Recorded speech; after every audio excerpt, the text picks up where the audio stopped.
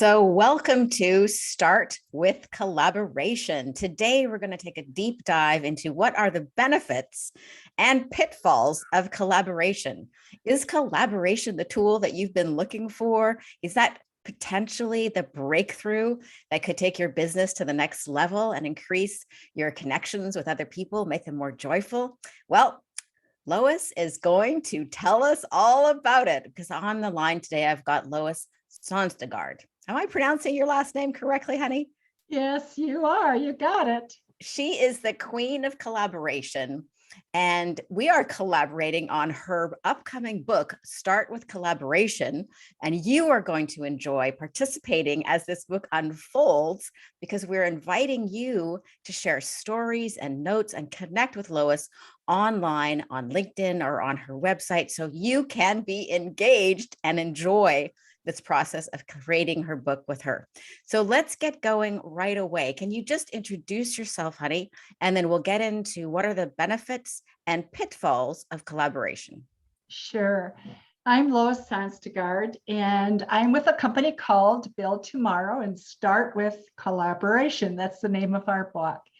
And I'm so excited about this because it's just as Aurora mentioned, there's a lot of things that are beginning to change, and collaboration is going to be really an important part of that. And I think what I have enjoyed most in this process, Aurora, is how we're collaborating in creating this book. I know it's fun, isn't it? It is. It's exciting. And it's like collaboration is a living, breathing item for us.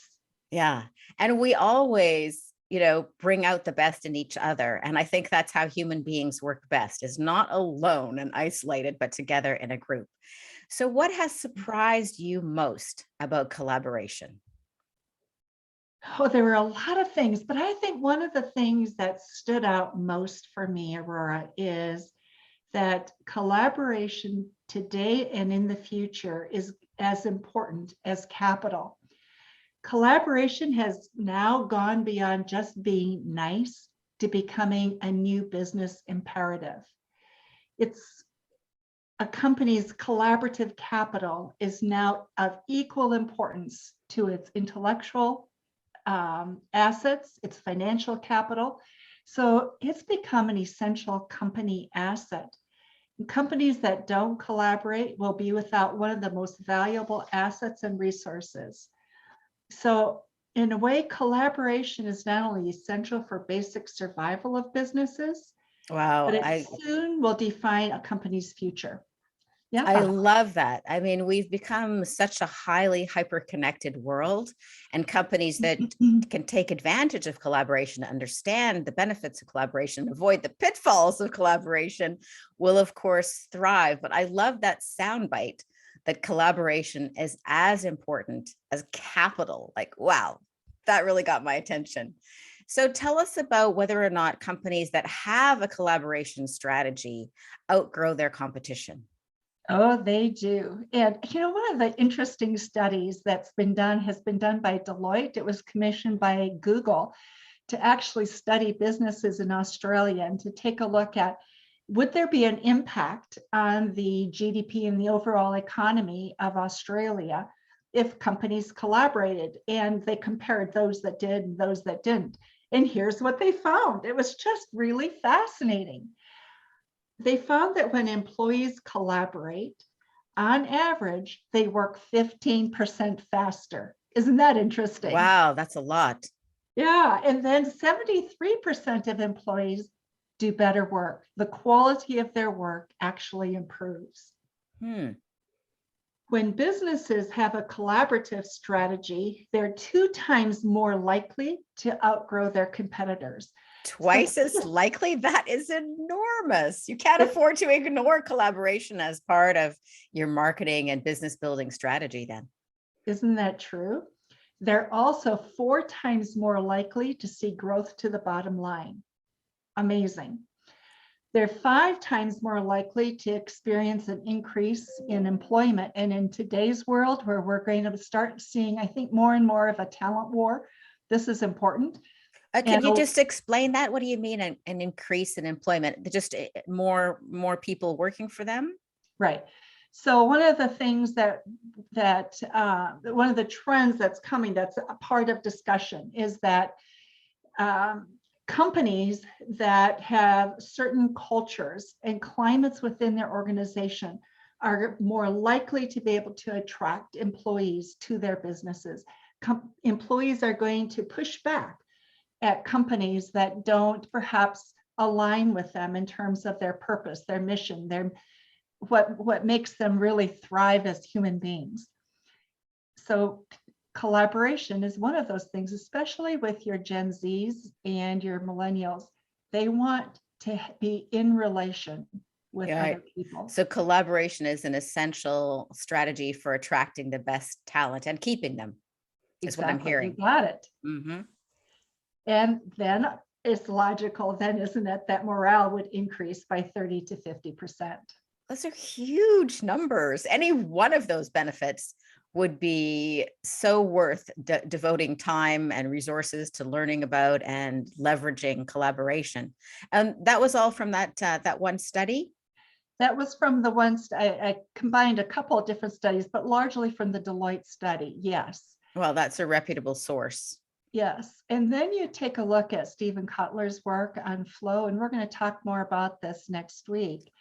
But when you have people who can work together and they can be in a concentrated, focused way of working, productivity increases fivefold. Think of that. I know. The studies of the impact on neuroscience and productivity and creativity are amazing. And that's why, like, doing your book, The Spoken Author Way, we're tapping into that flow because we're both fully engaged in this topic. You know, what are the benefits and pitfalls of collaboration? I love it. Yes. Absolutely. And I'm so eager to take a deeper dive next week on the neuroscience. So talk to us about what qualities people are looking for in CEOs. The top one that Kotler talks about is creativity. Isn't that interesting? Wow. Creativity is the number one. We think of so many things. Are they good at getting money? Are they good at strategizing? Are they good at, and the list goes on.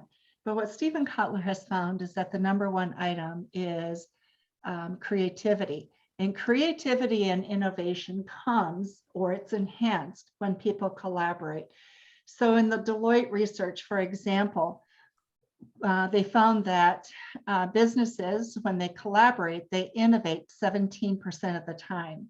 They're 70% more likely to innovate than businesses that do not collaborate. So you can't afford not to collaborate, because in today's world, if you're not innovating, you will be left behind. You will be left in the dust. Did you say 70%, not 17, like 70% more likely? 70% Wow. More likely. Wow. Right? Okay. So people are going to love listening to this whole series about Start with Collaboration, because there's so much in it for them. That is amazing.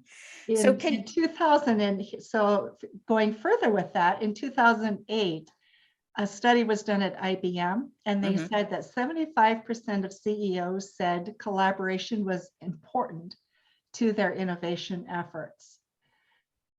Right. So that's it. Just there's the research is coming out more and more and more about the importance of collaboration. So what I'm hearing you say, sorry, go ahead.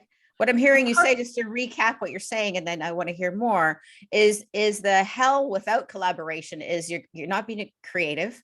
You're not going to attract and keep good people. You're going to sacrifice a quality or an element that's as important as capital. You won't be innovating.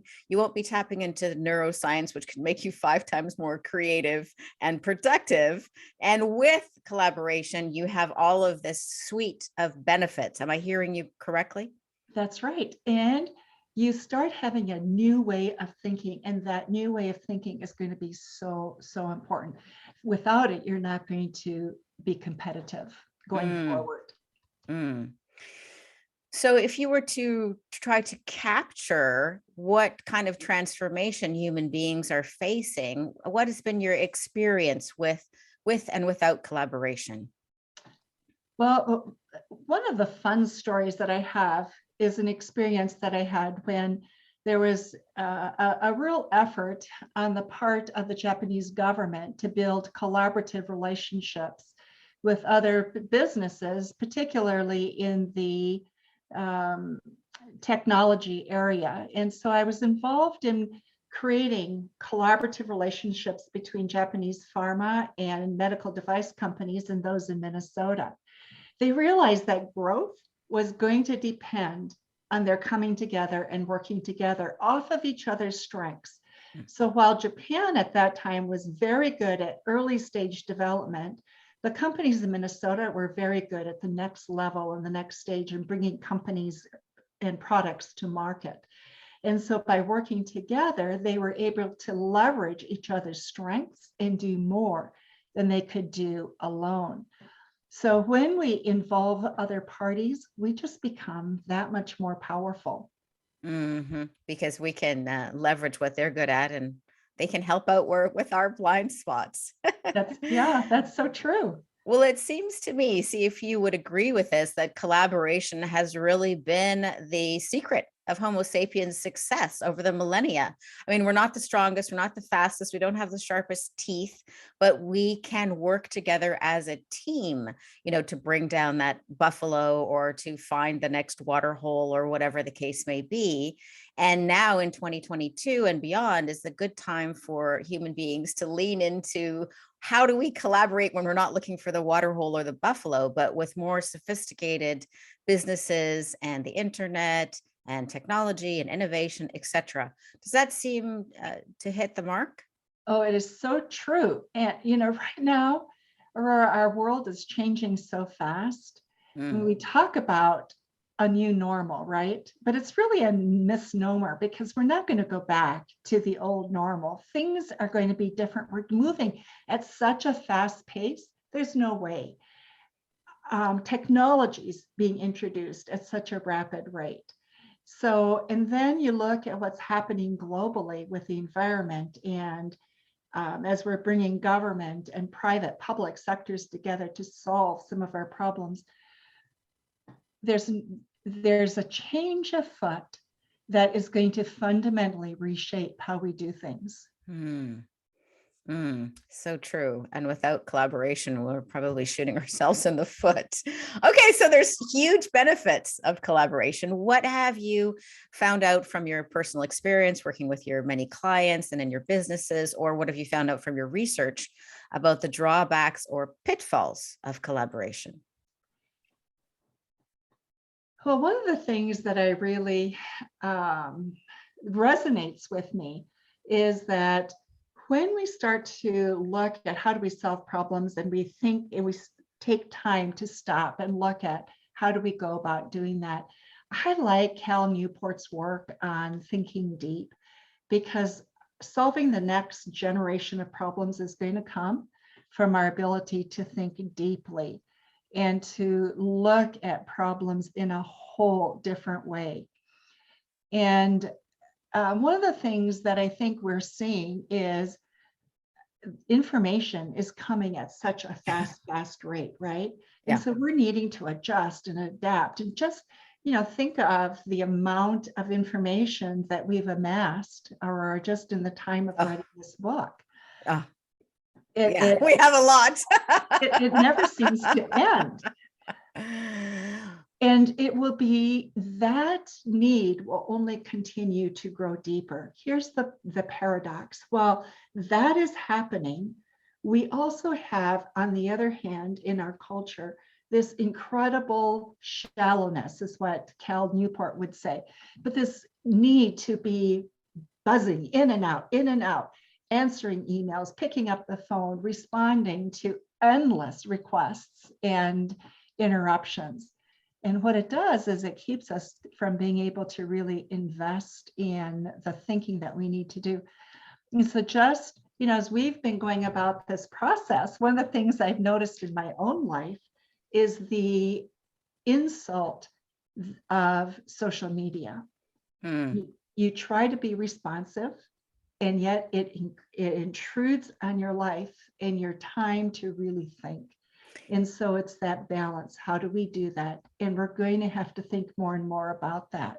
Well, we'll get into more of the neuroscience because that also touches on, the dopamine hit that we get from social media, but to be responsive rather than reactive.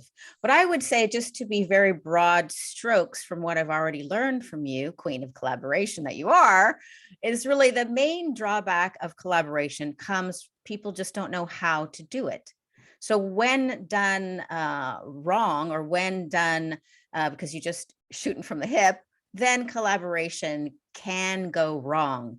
But with the right approach, with aligning of values, with following the recipe that we'll be teaching you on other calls, other podcasts, people can all see when the opportunities are to collaborate and when they shouldn't collaborate. They can assess who are good partners for collaboration and what kind of milestones would serve them. So I think the major drawback about collaboration is people just don't know how to do it, and that can cause them to trip up. Is that about right? Oh, that's so true. It's not knowing how to do it. And we're going to spend some time. We have a process that we'll walk people through, and we'll talk about this later on as we go through this process. So you can understand what that process is, how you can use it, because you don't have to push back because you don't know how, because there is a way of doing this. And I think the other big thing is we look at it and we say, but it takes too much time. It'll cost us money, right? And it's a little bit like building a house. If you know what you want to build, you can create it. But you have to know what it is that you prioritize. So am I building a big house? Am I building a small house? Am I building a cabin in the mountains? Am I building a palatial home on the ocean or lake?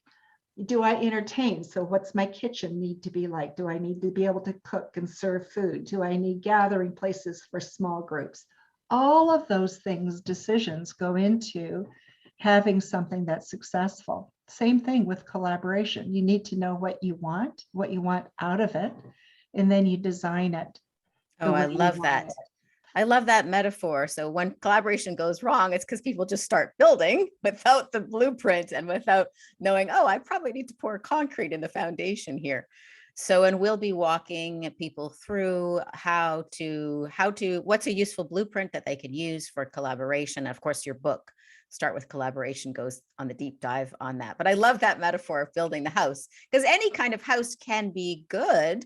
It just matters, what are your values? Where is the house? How many people does it have to accommodate? Are you entertaining? Is it a ski cabin, or is it a beach house? Or I don't know, could be a mobile home because you want to travel across the country. So there's different kinds of homes that are great, but good thing to have the blueprint. It is very good to have that blueprint. You're absolutely right. So I was just listening to Simon Sinek talking about his infinite game, which of course has several talks about that on YouTube and other places, and his book as well. Of course, I loved his book, Start with Why. And we've got Start with Collaboration, which that's what we're sticking to here. So what are your insights around the finite versus infinite game? So collaboration allows you to move into what Simon Sinek talks about as being the infinite game. So just let me define what he means by both of those words so that it's easier for us to talk about it. When he talks about the finite game, he says, you know what the rules are, they're fixed. You know who the players are. You have agreed on objectives. You know what it takes to win the game. There's a beginning, there's a middle, there's an end. You focus on what's urgent, not necessarily what's most important. And there's a culture of pressure demand. So sometimes, unfortunately, ethics may fade as you meet the demands that you're dealing with. There's a short-term perspective. And we've been seeing that right now, Aurora, with all the discussion about the great resignation, or people saying that they want something different with their company, the layoffs that have occurred. Mm-hmm. And that's a short-term decision in order to meet arbitrary projections, quarterly numbers, for example. So I would just add to that, that a Mhm. finite game has a winner and a loser, It like has a baseball. win. Yep, it has a winner and a loser, and you want to win at all Yeah. costs almost. So winning is the important thing. Hmm. Exactly right. And how would you define infinite game? So in the infinite game, there's really no winner or loser. You're in the game for the long haul. And it reminds me when I was reading about that at a time when I took another group of business people to Japan, and we went through the various formalities and introductions. And at the tail end of that, one of our Japanese counterparts turned to the US business people and they said, "What is your 200-year plan?" And Wow. the US businesses all looked at me and they said, "We have trouble making a 5-year plan, much less a 200-year plan." But in Japan, and you see this in other Asian countries as well, there is a 200-year plan. They're Wow. in it for the long haul. And so when you do, some of your decisions will also change. Wow. So sometimes what we think of, the short term is important and we need to focus there. But if we really want to create lasting value that lives beyond ourselves, we need to think long term. So there's no finish line in the infinite game. And we really look at how do we build something together in order to produce a long-term outcome. So we want to inspire people. We want to inspire our employees, our customers, our shareholders, so that they want to keep contributing to what it is that we've created long after we're gone. Right. Well, the value in an infinite game, or the winner, so to speak, the winning is keeping the game going Yes. rather than the game ends and then there's, the baseball winner and the baseball loser.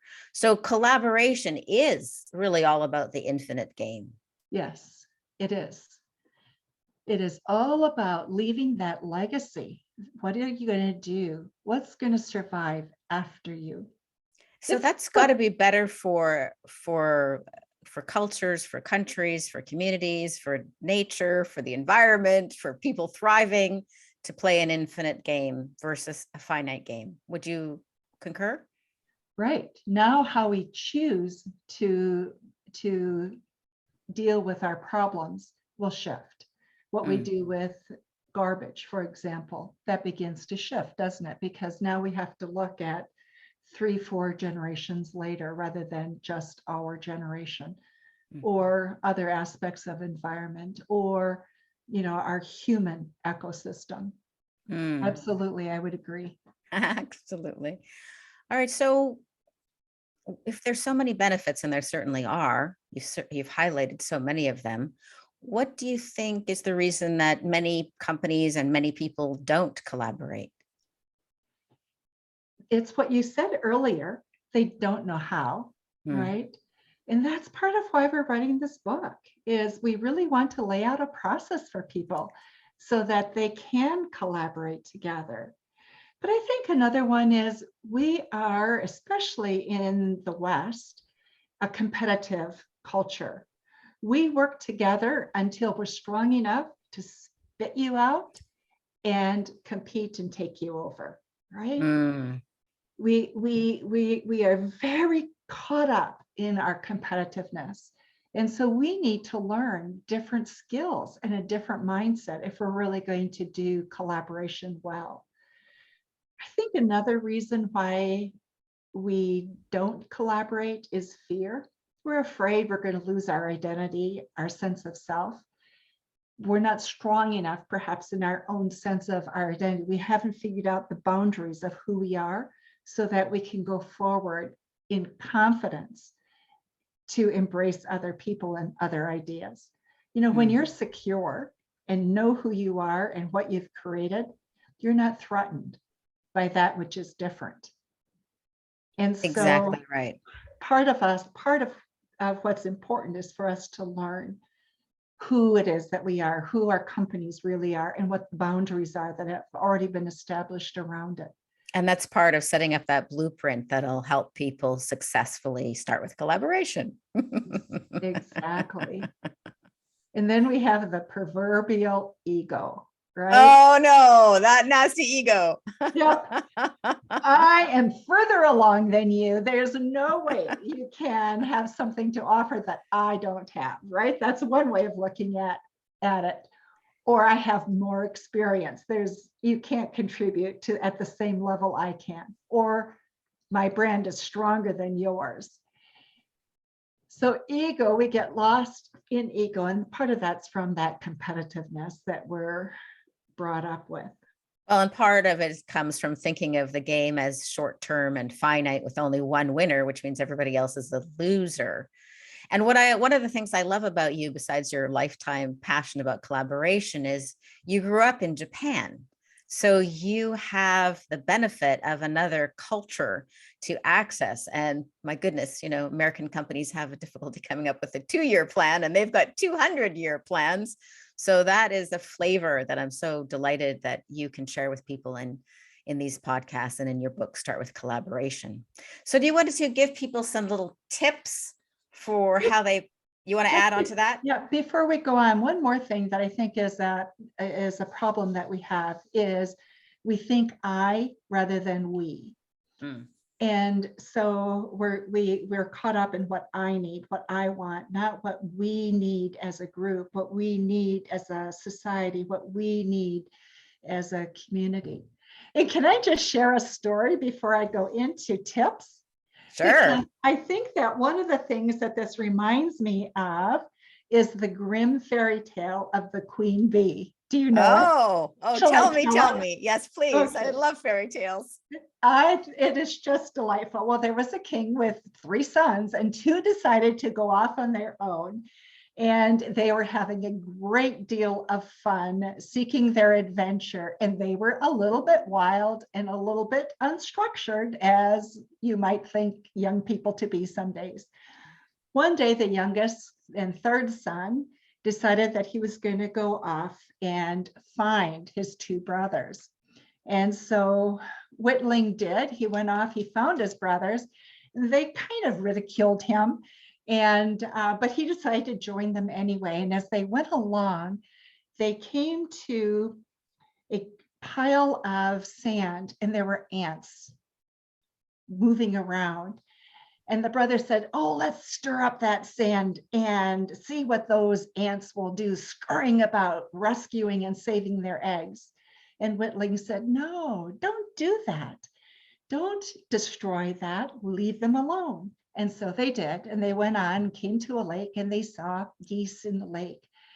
And they said, the 2 older brothers said, "Oh, let's capture 2 and cook them." And Whitling said, "Oh no, don't do that. Let them be and live." And so they did, and they went on, and soon they came to a tree that was dripping with honey from a honey bee hive that was up in the tree. And they said, "Oh, let's build a fire at the base of the tree and smoke those bees out, and then we can eat all the honey that we want." And Whitling said, "No, don't do that. Leave the bees alone." And so they went on. And soon they came to a stable, a castle, and there were horses, but they were made of stone. And they went from room to room. And finally they came to a door that had a little peephole, and they looked within. There's a gray-haired man there. And he comes after they call him, open the door, lets them in, feeds them, puts them to bed. And the next morning he says to the eldest, "If you go out and find the pearls that were lost by the princesses, there's 1,000 of them, everything will come back to life, and you will have the riches of the kingdom." So he goes off to look, but you have to do this in 24 hours. And so after spending the day looking, he could only come up with 100 pearls. And so he turned to stone. And the next day, the 2nd son went out looking for the pearls, and he was able to find 200. And he too turned to stone. 3rd day, Whitling went out, and he started looking, and he was discouraged. He sat down on a stone in tears, weeping because he knew he too would turn to stone. when the king of the ants came to him and said, "We can help. We have thousands of ants that can help find your pearls." So they found all 1,000 pearls. And next, he had to find the key that would unlock the bedroom of the princesses. But the key was lost in the lake. And the geese came and they said, "We'll help you." They found the key for him. And the third test that he had to get past was finding out which of the 3 princesses was the youngest princess. But they all looked alike. How was he going to differentiate? The only difference was one sister had eaten something sweet, some sugar, another had eaten syrup, and the third had eaten honey. And as he's looking at that, the 3 princesses, the queen bee comes and says, "Let me taste the lips of each of the princesses, and I will know who has honey." And so he was able to distinguish the princess, the third princess, and everybody turned from stone into real people, and he inherited the kingdom when the king died. So what we see is when we are all about ourselves and our ego gets the best of us, our relationships don't matter, like the 2 older brothers. The third son cared about how we live, the relationships. He built goodwill, and then success follows. And that's the same with collaboration. When we build those relationships and goodwill, success will follow. I love that story. That was amazing. Yeah, it really does show the value of collaboration. That's the thing with fairy tales. Sometimes they make a point better than anything else. Isn't that the truth? Yeah. Are you ready to give people some tips for something they could do today to grow their capacity to collaborate? So I think one of the things that would be really helpful, and we'd love to hear from you about this, is just pause for a few minutes, think, reflect. What would collaboration look like to you? What do you want it to look like? Don't think about what people tell you it should look like. How do you want collaboration to be for you? And perhaps to help you with that would be to look at what's the best collaboration story that you have. And would you please share it? Because we'd love to know what your collaboration stories are. Oh, that would be so great to hear people's stories of collaboration gone right, or even collaboration gone wrong, as well as what they're looking for.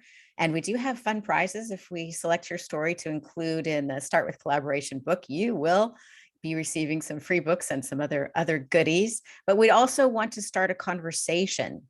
So you can go to LinkedIn and you can connect with Lois at Start with Collaboration on LinkedIn, or her website is Start with Collaboration. We'd just really love to hear from you and get those stories. And you can influence and guide what we will be talking about in the upcoming podcast, which will form the basis of Lois's book, Start with Collaboration. Well, speaking of books that we love, I know you and I are both voracious readers. And you already talked about Infinite Game by Simon Sinek a bit, and you were mentioning Deep Work by Cal Newport. Tell us a little bit about these books.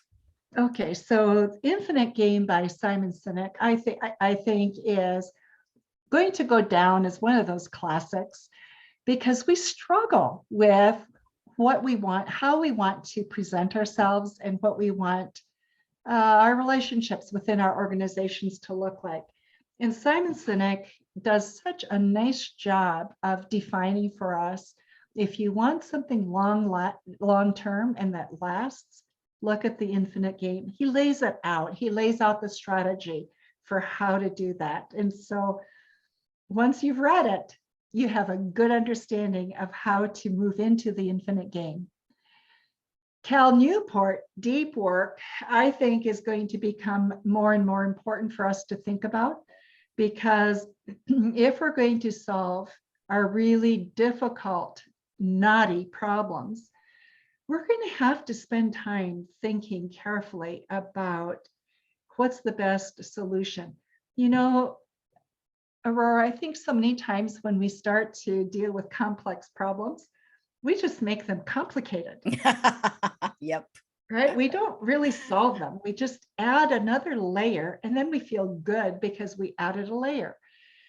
I think people, when they start to think really deeply about problems and they come together to do that, we're going to see some very novel, different approaches and solutions that are more pragmatic.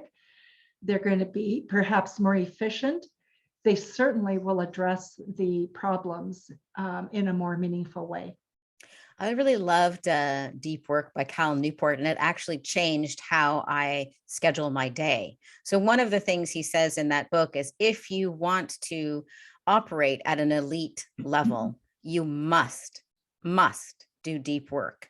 And deep work he defines as at least 90-minute block of uninterrupted time.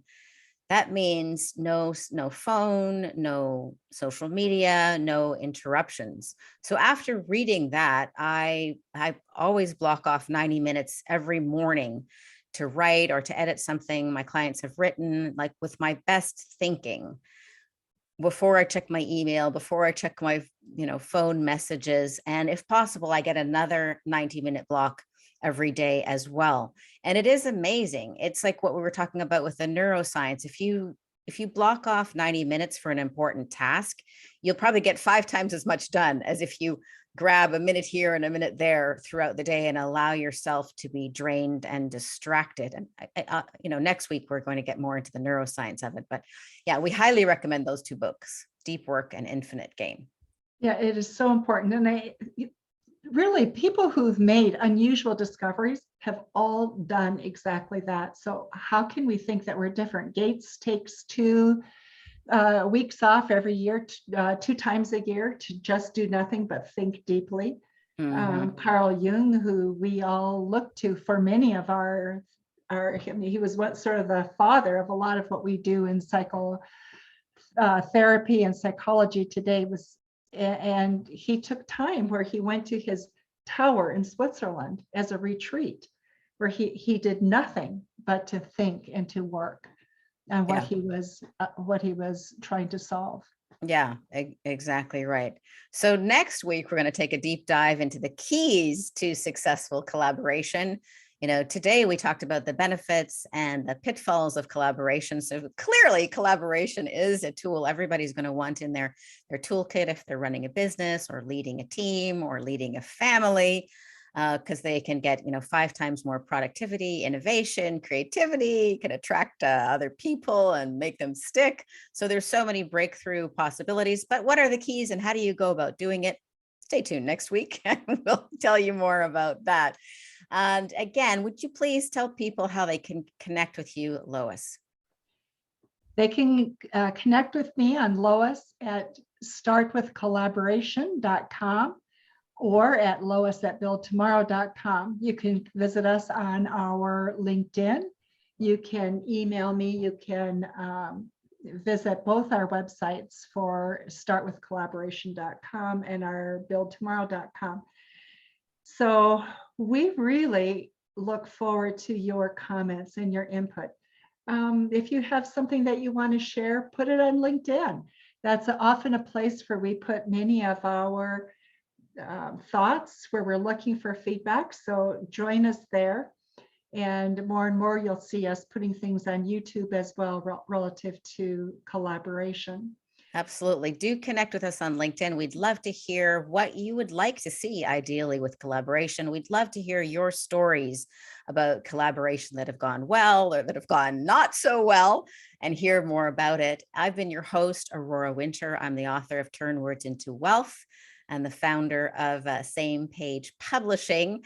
And of course, Lois Sonstegard is the author of the upcoming book, Start with Collaboration. You can contribute to that book and you can influence the shape of this podcast series by asking your questions either by email to Lois at startwithcollaboration.com, or you can connect with either of us or both of us on LinkedIn. We would really love to hear from you.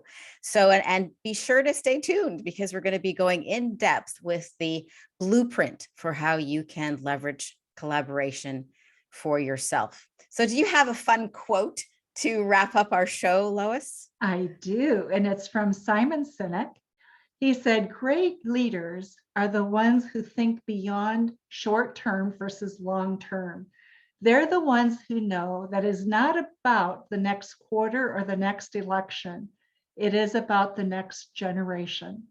And so through collaboration, that's what we're building, is a legacy for the next and the next and the next generation. I love it. So that's a wrap on Start with Collaboration.